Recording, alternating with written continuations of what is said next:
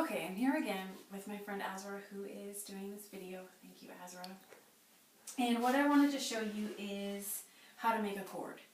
And this is assuming you don't want to read music or you can't read music, but it's very simple to make a chord.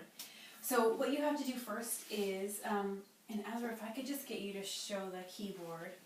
If you start with an octave, so for example, here's an A, go to B, then go to C, play another C, and that's an octave.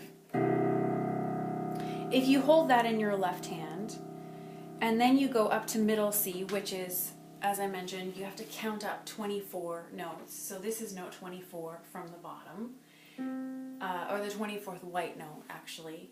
And you put your 5 fingers on, you skip finger 2, you play on finger 3, and you play on finger 5. So you have 2 fingers that are not doing anything. And you play all 3 at the same time.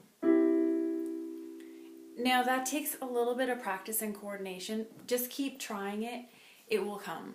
Because especially when you haven't put your fingers that way for a while, it's like figuring out how to use a fork or a knife. It will come. So if you play all 3 at the same time and not the 2 in the middle, that's a C chord. And it's, I think, the most used chord in pop music, gospel music, so you will always be able to use it. If you play that, and then you play the left hand with your octave, which is also just 2 C's, you have a simple C chord, and you can do a lot with it. So, for example,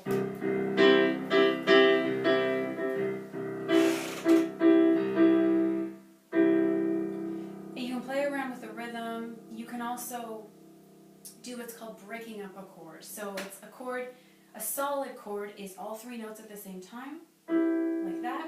A broken chord is, and you can do all kinds of things with that.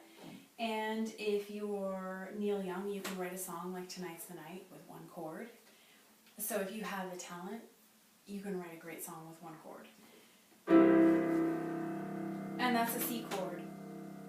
So I'll stop there, but if you practice that one alone, that will help you a lot of the way to playing many songs by ear. So I hope that helps.